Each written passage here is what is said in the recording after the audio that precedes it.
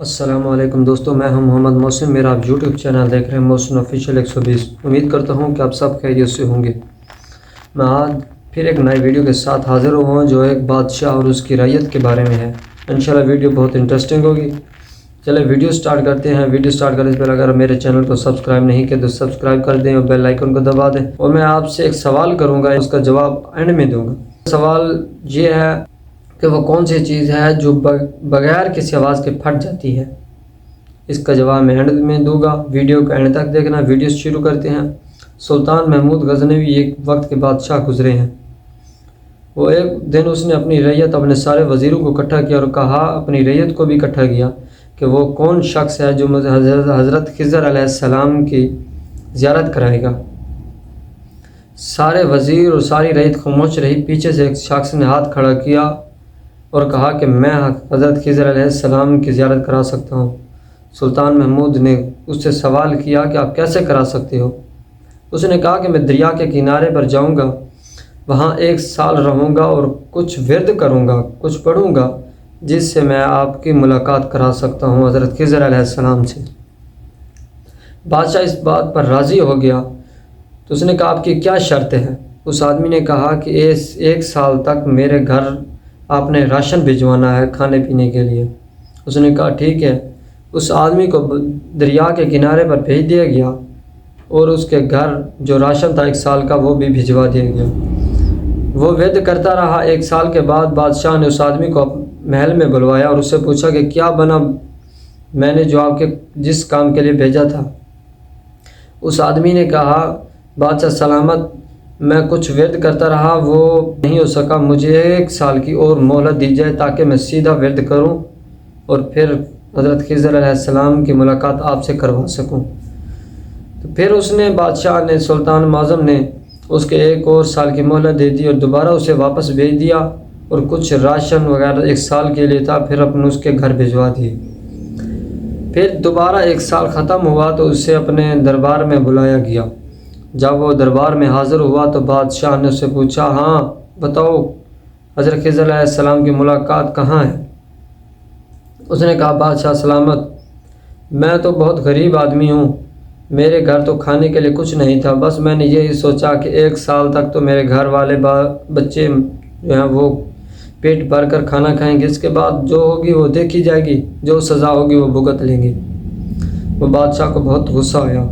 اس نے اس کے 3 وزیر تھے، اس نے وزیر سے پوچھا، ہاں بتاؤ اس کی کیا سزا ہونی چاہیے؟ اس نے پہلے وزیر سے پوچھا، بتاؤ اس کی کیا سزا ہے؟ پہلے وزیر نے کہا، بادشاہ سلامت، اس کو بھونکتے ہوئے کتوں کے سامنے پھینک دیا جائے جو اس کو کھا جائیں گے۔ بادشاہ کے پاس ایک باریش خوبصورت انسان بیٹھا تھا، شخص بیٹھا تھا باریش۔ اس نے کہا، ہاں یہ وزیر ٹھیک کہہ رہا ہے۔ پھر بادشاہ نے سلطان معظم نے دوسرے وزیر سے پوچھا کہ ہاں بتاؤ آپ کی کیا رائے ہے؟ اس نے کہا، بادشاہ سلامت، اس کو جو پرندے ہیں نا، چیل، کوے وغیرہ، ان کے سامنے اس کے ٹکڑے کر کے پھینک دیا جائے تاکہ وہ کھا جائے اور دنیا سے بھی مٹ جائے، اس کو ذبح ختم کر دیا جائے۔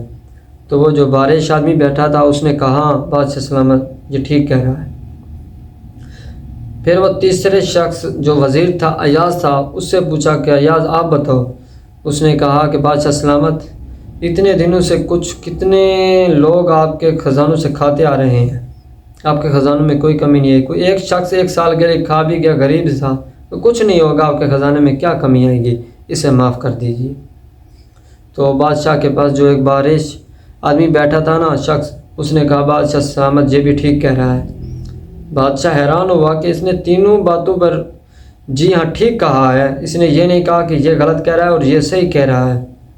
بادشاہ نے اس سے پوچھا، آپ نے یہ بات کیوں کہی ہے کہ یہ ٹھیک کہہ رہا ہے؟ پہلے وزیر نے مجھے کہا ہے کہ اس کو کتوں کے سامنے پھینک دیا جائے، تو آپ نے کہا ٹھیک ہے۔ پھر دوسرے وزیر نے کہا ہے کہ اس کو کوے اور پرندوں، جو پرندے ہیں ان کے سامنے پھینک دیا جائے، پھر بھی آپ نے کہا ٹھیک ہے۔ اور اب تیسرے وزیر نے کہا ہے کہ ان کو معاف کر دیا جائے، تو پھر بھی آپ نے کہا ٹھیک ہے۔ جو باریش آدمی بیٹھا اس نے کہا کہ میں آپ کو بتانا چاہتا ہوں، جس شخص نے آپ کو کہا ہے نا، پہلا جو شخص تھا کہ اس کو کتوں کے سامنے پھینک دیا جائے، تو وہ اس نے اپنی خصلت دکھائی ہے، وہ کتوں کی پرورش کرتا ہے ان کی نسل یعنی خصلت ان جیسی ہے۔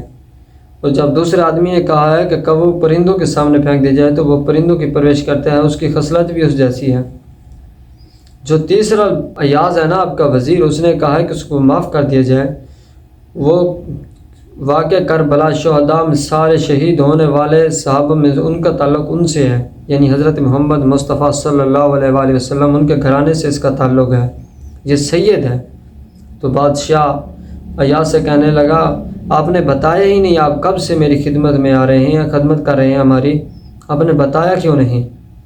ایاز کہنے لگا بادشاہ سلامت، اگر میرا ایک راز اس نے کھول بھی دیا ہے میں آپ کو پھر میں بھی ایک آپ کو بات بتا دوں، جو آپ کے پاس یا شخص بیٹھا ہے نا بارش خوبصورت، یہی حضرت خضر علیہ السلام ہے۔ بادشاہ یہ بات سن رہے تھے، اسی وقت حضرت خضر علیہ السلام چلے گئے، وہ وہاں سے غائب ہو گئے۔ بادشاہ بہت حیران ہوا۔ دوستو جو بات میں نے ایک سٹوری سنائی ہے، عادات ہمیشہ نسلوں کا پتہ دیتی ہیں، ذرا سوچ سمجھ کر بولا کریں۔ پہلے نے کہا کہ اس کو کتوں کے سامنے پھینک دیا جائے، اس کی خصلت تھی، عادت تھی، وہ کتوں کی پرورش کرتا تھا۔ دوسرا بولا اس کو کووں اور پرندوں کے سامنے پھینک دیا جائے تو اس کی بھی خصلت یہی تھی، وہ پرندوں والی تھی، ان کے پرندوں کی پرورش کرتا تھا، اس لیے اس نے بولا۔ تیسرا ایاز جو وزیر تھا وہ سید تھا، اس نے اس لیے کہا کہ اسے معاف کر دیا جائے، سید گھرانے سے تعلق تھا اس کا۔ ویڈیو کے شروع سے پہلے میں نے جو آپ سے سوال کیا ہے کہ وہ کون سی چیز ہے جو بغیر آواز کے پھٹ جاتی ہے، وہ دودھ ہے، بغیر کسی آواز کے پھٹ جاتا ہے جب دودھ خراب ہو جائے تو۔ ان ویڈیو کا اینڈ تک دیکھنا۔ اللہ آپ کو سلامت رکھے، دعاؤں میں یاد کرنا۔ اگر میرے چینل کو سبسکرائب نہیں کیا تو سبسکرائب کر دیں اور بیل آئیکن بھی دبا دیں تاکہ آنے والی تمام ویڈیو آپ تک پہنچ سکے۔ خدا حافظ۔